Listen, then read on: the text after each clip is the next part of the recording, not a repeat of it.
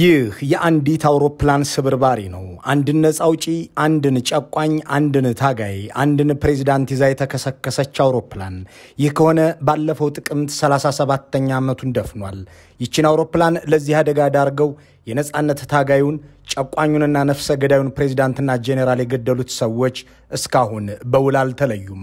ደማቸውን ያፈሰሰው የአገሩ ልጆች ወይም የተነኮሳቸው ጎረቤቶቹ እነማን እንደሆኑ አልታወቁም። ሟቹም ገደሉኝ የሚልበት አንደበቱ ተዘግቷል። ገዳዮችም እኛ ነን አላሉም።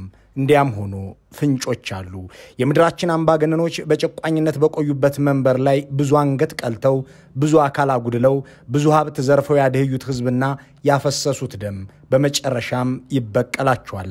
የትኛውም አምባገነን ያነገሰችው ጀንበር የጠለቀችለት በአገሩ በሰላምና በተደላደለ ሁኔታ ኖሮ አያውቅም። አንድም በሰፈረው ቁና ተሰፍሮ እዚያው ባገሩ ያለ እንደ ሳሙኤል ዶ ተቆራርጦ እንደ ጋዳፊ ተይዞ እንደ ፍራንሲስኮ ማሲያስ በከባድ መሳሪያ ተደብድቦ ሊረሸን ይችላል።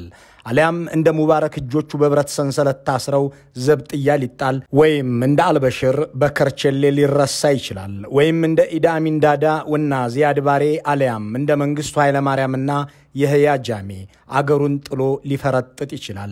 ፍትህ ከተገኘ ደግሞ እንደ ቻርልስ ቴይለርና ስሎቦዳን ሚሎሶቪች ስላፈሰሱት ደም ስለቀጠፉት ነፍስ ሲባል ባለም አቀፍ የፍርድ አደባባይ ሊገተር ይችላል።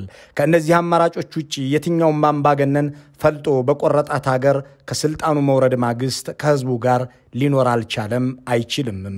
የሳሞራ ማሼል ይለያል። ብዙዎች ፕሬዝዳንታችን የሚሉት ደግሞም ብዙዎች ባላንጣችን ስሉ የሚጠሩት የሞዛምቢኩ ሰው ነፃ አውጪም ጨቋኝም አርበኛም ገዳይም ነበር።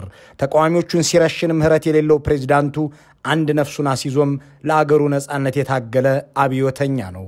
እንደ አብዛኞቹ አምባገነኖች ህዝብን በኮንሰንትሬሽን ካምፕ ማጎር ይወድ የነበረው ሳሞራ ሚሊዮኖች የረገፉበትን የእርስ በርስ ጦርነት አካሂዷል።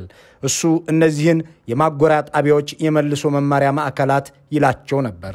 ወላዋይነቱ ከሶቪየት ወደ አሜሪካ ያመላለሰውና ይህም ዋጋ ያስከፈለው ቢሆንም ግትርነቱም ለጉድ ነበር። በዚህ ሳምንታዊ የጨቋኝ መሪዎች መዘክራችን ላይ ሳሞራ ሞሰስ ማሼል ተመርጧል።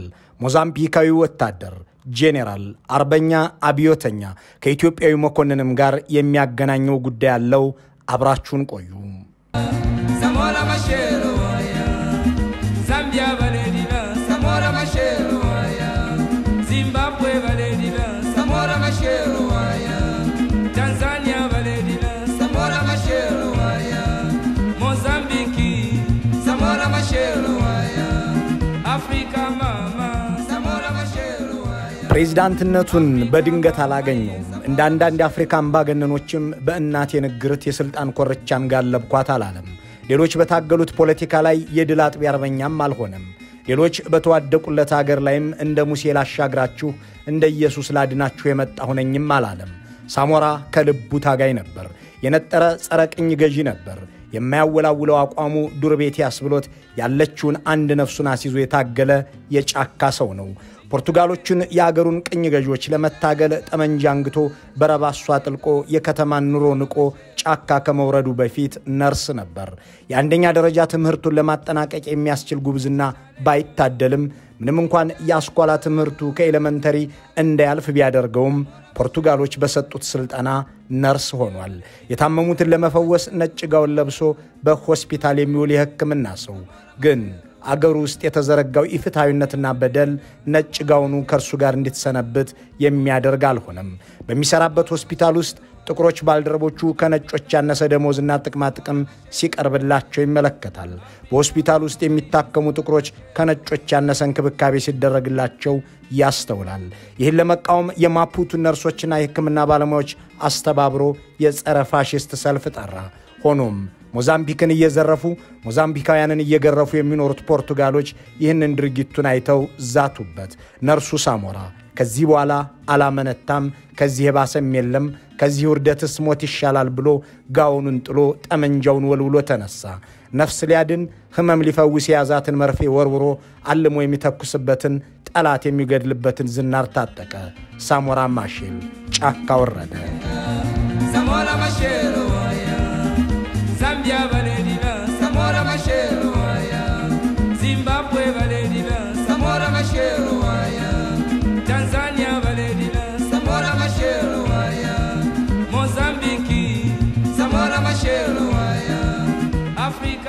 በወቅቱ ቅኝ ገዢዎችን ሊታገሉ ትጥቅ ያነሱ የአገሪቱን ዜጎች ያሰባሰበ ፍሬሊሞ የሚባል የፖለቲካ ድርጅት ከፖርቱጋሎች ጋር ትግል ላይ ነበር። ሳሞራ እነዚህን ኃይሎች ፍለጋ ወጣ። ታጋዮቹ ይገኙበታል የተባለውን ቦታ ለማግኘት ስዋዚላንድን፣ ደቡብ አፍሪካንና ቦትስዋናን ማለፍ ይጠበቅበት ነበር። ከረጅምና ውስብስብ ጉዞ በኋላ ታጋዮቹ በሚሰለጥኑበትና በሚደራጁበት ሀገር ታንዛኒያ ገባ። ይህ የሆነው በአገሬው አቆጣጠር 1963 ላይ ነበር። ሳሞራ ማሼል በታንዛኒያ ወታደራዊ ስልጠና ወስዶ ወደ ውጊያ ወረደ። የተዋጣለት የደፈጣ ተዋጊም ሆነ። ብዙ ነጫጭና ቅጥረኞችን የሚያጠቃ ለምድሯ እሳት ለጠላቶቹ ስጋት የሆነ ተፋላሚ ሆነ። ይህንን ያስተዋሉ የፍሬሊሞ አለቆች ለተጨማሪ ስልጠና ወደ አልጄሪያ ላኩት። በሰሜን አፍሪካ ያደረገውን ስልጠና አጠናቆ ከተመለሰ በኋላ በታንዛኒያ የድርጅቱን የስልጠና ማዕከል ከፍቶ ሞዛምቢክን ታጋዮችን የትጥቅ ትግል አስተማረ። ከዚያ በኋላ የፍሬሊሞ ቁልፍ ሰው ሆነ። አሉታ ኮንቲኑዋ እያለ ትግሉ ይቀጥላል አለ። አብዮቱም ግቡን ይመታል። አሉታ ኮንቲኑዋም አሉታ ኮንቲኑዋ አሉታ ኮንቲኑዋ። ትጥቅ ትግሉን የሚያካሄደውን ድርጅት ወታደራዊ ክንፍ የሚመራው ሳሙኤል ማጊያ ነበር። ሆኖም በ1969 በአንድ ታጋይ ተገደለ። እሱን ተከትሎ ሳሞራ ማሼል የሰራዊቱ ኮማንደር ሆነ። በእርግጥ በሳሙኤል ማጊያ ግድያ ራሱ ሳሞራንም የሚጠረጥሩት አሉ። ቦታውን ስለፈለገው አስገደለው ቢሉም ያን ያህል ግን ማስረጃ ማቅረብ የቻለ የለም። የሳሞራ ተቾች የሰራዊቱን አዛዥ ሳሙኤል ማጊያን ብቻ ሳይሆን የጠቅላላ የድርጅቱን ሊቀመንበር ኤድዋርድ ሞንዴሌናንም መርዞ ገድሎታል ይላሉ። የሆነው ሆኖ በእነዚህ ሁለት ቁልፍ ሰዎች ሞት ማግስት ሳሞራ ቁልፍ ሰው ሆኖ ብቅ ማለቱ እውነት ነው። ታጋዩ ሳሞራ ነፃ የሚያወጣት ሞዛምቢክን እያለመ ትግሉን ቀጠለ። አባቱ የተዋጣላቸው አራሽ፣ ሀብትም ያልቸገራቸው ለጋሽ፣ በረታቸው በከብቶች ጎተራቸው በምርት የሞላ ቢሆንም እሱ ግን ሞላ ሞዛምቢካውያንን ነፃ ሊያወጣ የአገሩ ልጆችም አባት ሊሆን ትግሉን ቀጠለ። ሰኔ 25 1975 ተሳካለት። ድርጅቱን በተቀላቀለ በ11 ዓመታት ውስጥ የትጥቅ ትግሉ አለቃ ከተደረገ ከ6 ዓመታት በኋላ ሳሞራ ማሼል የታጋዮቹ ቡድንና እሱ የመሩት የፖርቱጋልን ወታደራዊ መስመር በታተነ።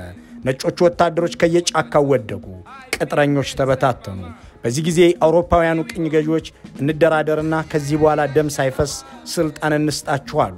ተሸንፈው ተባረው ወጡ ላለመባል፣ ኋላ ቀርና የማይለወጥ ባሉት ህዝብ ተሸነፉም ላለመባል በመጨረሻ የመውጫ በራቸውን አስተካከሉ። በዛምቢያ ሉሳካ በተደረገ ውል ተጨማሪ ፖርቱጋሎችና ታማኞቻቸው ሳይገደሉ ወደ ዋና ከተማዋ ማፑቱ እንዲገባ ሳሞራ ማሼል ተስማማ። 1975 ሰኔ 25 ሳሞራ ማሼል ማፑቱ ደረሰ፣ ስልጣንም ነጠቀ። ኮማንደሩ ከ6 ዓመታት የትጥቅ ትግሉ በኋላ የመራው ጄኔራል ድል አድርጎ አገሩን ሲቆጣጠርም ያልተዋት መፈክሩ ከአንደበቱ ተሰማች። አሉታ ኮንቲኑዋ አሉታ ኮንቲኑዋ አሉታ ኮንቲኑዋ። ትግሉ ይቀጥላል። ትግላችን ይቀጥላል። ማንን ነው የምንታገለው? ትግላችን የሚቀጥለው ማንን ለመፋለም ነው? ኮንትራ ትሪባሊዝም ጎሰኝነትን እንዋጋለን። አሉታ ኮንቲኑዋ ድንቁርናን እንዋጋለን።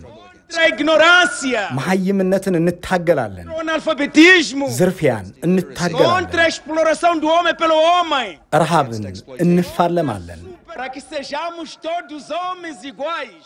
በርግጥም ሳሞራ ማሼል እንፋለማቸዋለን ያላቸው ጠላቶች ሁሉ ጆሮ ገብ ነበሩ። ለአፍሪካውያን ድንቁርናና መሐይምነት፣ ጎሰኝነትና ረሃብ የቅኝ ገዢዎች ውርስ፣ የወራሪዎች ቅርስ በሆኑባት ሀገር እነዚህን ለመፋለም ቃል መግባት ከትጥቅ ትግል ማግስት ከነጻነት መመለስ በኋላ የአህጉሪቱ መሪዎች ያደረጉት ነገር ነው። እንዳም ሆኖ ሳሞራ ማሼል ተቃዋሚዎቹን እየታገለ ተቾቹን እየገደለ እንደሚቀጥል የተገነዘበ ነብይ በአገሩ ምድር የለምና ሞዛምቢካውያን የሚነግራቸውን ከማመን ውጪ ምርጫም አልነበራቸው።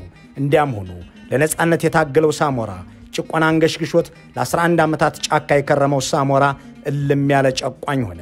በአገሪቱ ውስጥ ከኔ ፓርቲ ውጪ ሌላ ድርጅት መኖር የለበትም አለ። አንዲት ገጽ ያነበባት የማርክሲዝም አስተምሮ ባትኖርም ሞዛምቢክ የምትከተለው ሐልዮት ማርክሲዝም ነው አለ። በአገራችን ሶሻሊዝምን እንገነባለን ሲልም አወጀ። ይህንን የተቃወመ እሱ መቀመቅ እንደሚወርድ ወቅ ሲልም አወጀ። አኑታ ኮንቲኑዋ የአገሩን ልጆች ለመግደልም ተጠቀመባት። ከሱ ጋር ድንጋይ ተንተርሰው ቅጠል አንጥፈው እየተኙ ከ10 ዓመታት በላይ የታገሉ ጓዶቹን ሳይቀር በይፋ መግደል ጀመረ።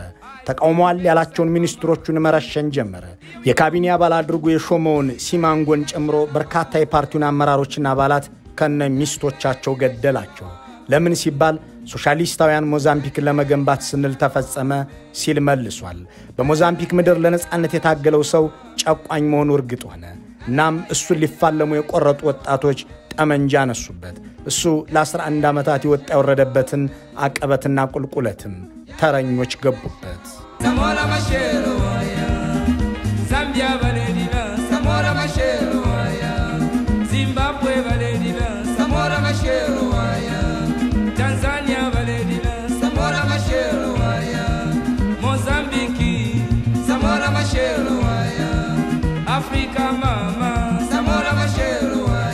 ሳሞራ ማሼል የከተማ ፖለቲካን ከልክሎ ሰላማዊ ትግልን አግዶ ያፈናቸው ወጣቶች ወደ ትግል ከገቡ በኋላ ከጎረቤቶቹ ጋር ተጠማመደ።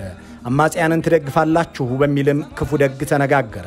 ከማላዊ ጋር ጦር መስበቅ ጀመረ። ድንበር ላይ ሚሳኤሎችን አስጠግቶ ማስፈራራትም ያዘ። ከደቡብ አፍሪካው የአፓርታይድ መንግስት ጋር ተዛዛተ። ሳሞራ በውስጥ ተቃዋሚዎቹ በውጭ ጎረቤቶቹ ተጣመሩበት። አማጽያኑን ይደግፋሉ ያላቸውን ሰዎች የለቀመ ማሰር እያሰረ መግደል ቀጠለ። የፖርቱጋል መባረር ያበሳጫቸው ከነጮች ጋር አብራችኋል ብሎ ሀብት የቀማቸው ነጭ በመሆናቸው የበደላቸው ሁሉ ይታገሉት ዘንድ ተሰማሩ። እሱም ከነሱ ጋር የተባበረውን እያሰረ ወደ ኮንሰንትሬሽን ካምፖች ማስገባቱን ተያያዘው። በርግጥ ሳሞራ ይህንን የመልሶ መማሪያ ማዕከል እንጂ ማጎሪያ ነው አይልም። በኋላ በተደረገ ጥናት በእነዚህ ማዕከላት ከ30,000 በላይ ህዝብ ተገርፎ ተሰቃይቶና ተደብድቦ ሞቷል። በሞዛምቢክ በተከሰቀሰው ጦርነት ምክንያት ከ1 ሚሊዮን በላይ ህዝብ ሞተ። በርግጥ ይህ ሁሉ ህዝብ ያለቀው በጥይት ብቻ አልነበረም። ሳሞራ አማጽያኑ የሚንቀሳቀሱበትን አካባቢ ምግብ እንዳይገባለት በመከልከሉም ብዙዎች በረሃብ አልቀዋል። 5 ሚሊዮን ህዝብ ተፈናቅሏል። የአገሪቱ መሰረተ ልማት፣ የትምህርት ተቋማት፣ ሆስፒታሎች፣ የባቡር ሀዲዶች፣ መንገዶችና መሰል የህዝብ መገልገያዎች ወድመዋል። ህፃናት ለውትድርና፣ ሴቶች ለወሲብ ግርድና ውለዋል። ታንዛኒያ፣ ዚምባብዌና ማላዊ ደግሞ ሰራዊታቸውን ጭምር በማስገባት የራሳችን የሚሉትን ጥቅም ለማስከበር ተፋልመዋል። ሞዛምቢክ የደም አበል አጠባት። በደቡብ አፍሪካዊቱ አገር ሞት ረከሰ። ከውስጥም ከውጭም ጠላቶቹ ህብረት ፈጥረው ሊገድሉት ስልጣኑንም ሊነጥቁት ያሴሩበት ዘንድ ሆነ።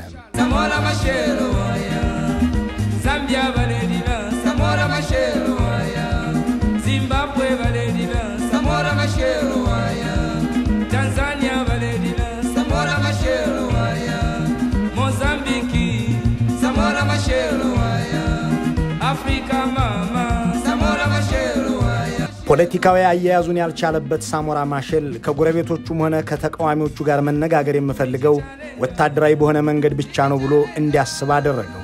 እሱም ከጎረቤቶቹ ጋር ይጣላ፣ ተቃዋሚዎቹን የሚቀላ ዘንድ ቀጠለ። አሉታ ኮንቲኑዋ እንዳለው ትግሉን ከታጋዮች ጋር ቀጠለ። እንዲህ እንዳያለ 11 ዓመታትን በታገለባት አገር 11 ዓመታትን ደግሞ ፕሬዝዳንት ሆኖ ኖረ።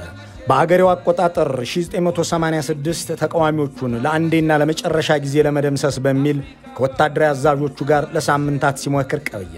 እቅድ ወጣ። ወታደራዊ ስምሪት በወረቀት ላይ፣ ወታደራዊ ቦታ በካርታ ላይ ሰፈረ።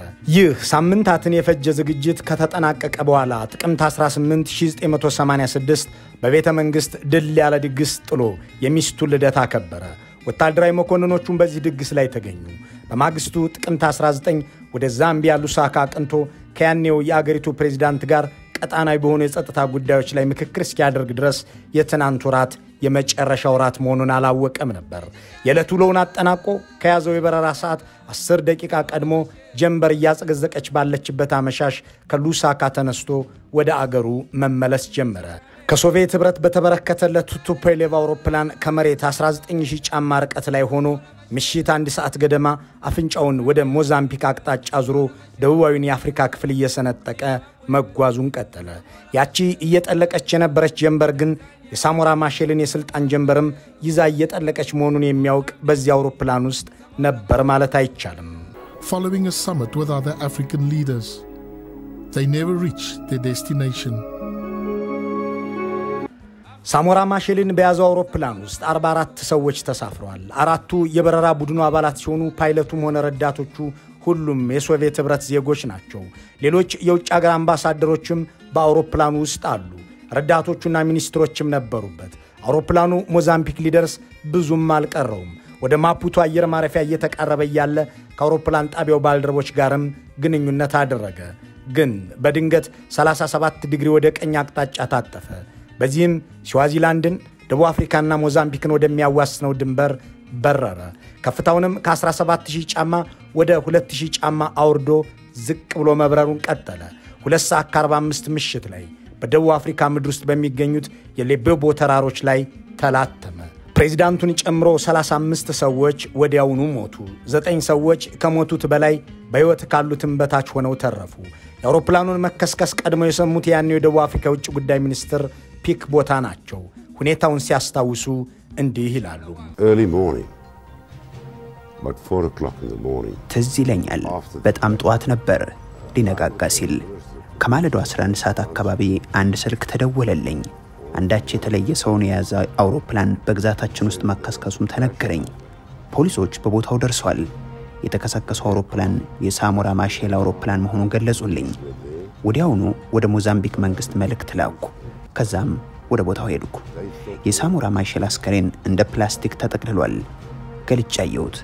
ፊቱ ክፉኛ ቢጎዳም በትክክል የእርሱ አስከሬን መሆኑን አረጋገጥኩ። ሳሞራ ማሼል እንደወጣ ቀረ። ኮማንደሩ ፕሬዝዳንት ትናንት ጠላቶቹን ሊደመስስ ከጄኔራሎቹ ጋር ስምምነት የነበረው ፕሬዝዳንት ሳይመለስ ቀረ። ለዚህ አውሮፕላን መከስከስ ኃላፊነት የወሰደ አካል የለም። የደቡብ አፍሪካ መንግስት እጁ አለበት ተብሎ በዘመኑ ትርምስ ተፈጥሮ ነበር። ሶቪየት ህብረት፣ ሞዛምቢክና ደቡብ አፍሪካ ያቋቋሙት የምርመራ ቡድን አደጋው የደረሰው አብራሪው ብዙ አልኮል ጠጥቶ ስለነበር ነው ብሏል።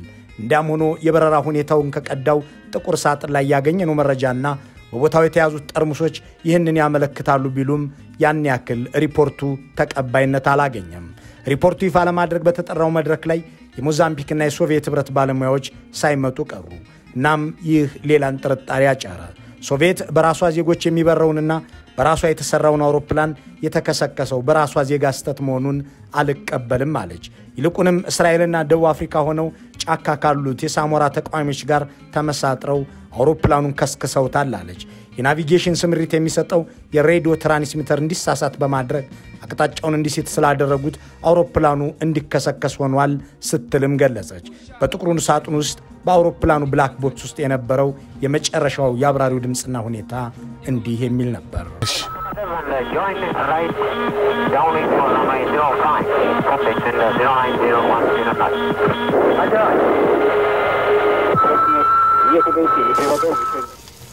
ድምጽ የፓይለቱ ስህተት እንደሆነ የሚያሳይ ቢሆንም ሞዛምቢካውያንን ግን አላሳመነም። እናም የደቡብ አፍሪካ የእውነትና የእርቅ ኮሚሽን በ1998 እንደገና ጉዳዩ እንዲመረመር አዞ ነበር። ሳሞራ በጸረ አፓርታይድ ትግል ላይ የነበረውን ኤኤንሲን ይደግፍ ስለነበር ከመገደሉ አስቀድሞ የደቡብ አፍሪካው መንግስት የመከላከያ ሚኒስትር ፕሬዝዳንቱን የአሸባሪዎች ምሽግ ብለው በመናገራቸው ጥርጣሬው በፕሪቶሪያው አገዛዝ ላይ አይሎ ስለነበር የኔልሰን ማንዴላ መንግስት ምርመራ እንዲያደርግ ተጠየቀ። ይህንን ጥያቄ ያቀረበችው ደግሞ የሳሞራ ማሼል ሚስት ግራሺያ ማሼል ነበረች። ወይዘሮዋ የባለቤታቸውን ጉዳይ እንዲያጣሩላቸው ማንዴላን ለመጠየቅ ደቡብ አፍሪካ ከገቡ በኋላ ራሳቸውን ማንዴላን አግብተው መኖር ጀመሩ። የባላቸውን ገዳይ ለመፈለግ የወጡት ግራሺያ ፈላጊውን ባል አደረጉት። የሳሞራ ገዳይ ግን በውል ሳይታወቅ ብዙ መስከረሞች ጠቡ። አሁንም ጥርት ያለ ነገር የለም። አንድ ሃናሱሎ የተባለ ሰው ግን ከአፓርታይዱ መንግስት ተልኮ ተሰጥቶት አውሮፕላኑ በተከሰከሰበት ቦታ አስቀድሞ መሰማራቱን፣ አውሮፕላኑ ካልተከሰከሰ ተኩሰው እንዲጥሉት እሱና ሌሎች ባልደረቦቹ መታዘዛቸውን ተናዟል። ከዚያ በኋላ አውሮፕላኑ ተላትሞ ሳሞራ መሞቱን አረጋግጦ ለላኩት ሰዎች ሪፖርት ማድረጉንም አብራርቷል። ሳሞራ ማሼል በሕይወት እያለ በአገሩ የተወገዘና በርካታ ጠላት የሚያፈራ ሰው ነበር። በዚህ መልኩ ሕይወቱን ካጣ በኋላ ግን በሞዛምቢክ የሚዘመርለትና የሚዘፈንለት፣ ፊልምም የሚሰራለት፣ ድርሰትም የሚጻፍለት ሆኗል። በአፍሪካ የጭቆና ትግሎችም ላይ የጸረ ቅኝ ግዛት ታሪኩን እያወሱ የሚያወድሱት፣ ስሙንም የሚዋሱት ሰዎችን አፍርቷል። ከነዚህ ውስጥ ልክ እንደሱ ለ17 ዓመታት በትጥቅ ትግል የቆዩትና ለ17 ዓመታት የኢትዮጵያ ኤታማዦር ሹም ሆነው የሰሩት ጄኔራል ሳሞራ ይኑስ ይጠቀሳሉ። ጄኔራሉ በአንድ ወቅት ሲናገሩ እንደተደመጡት ወላጆቻቸው ያወጡላቸውን ስም ትተው ሳሞራ የሚለውን መጠሪያ የያዙት በሞዛምቢካዊው ሳሞራ ማሼል ምክንያት ነው። መልካሙን ሁሉ በመመኘት በዚሁ እንሰናበታለን።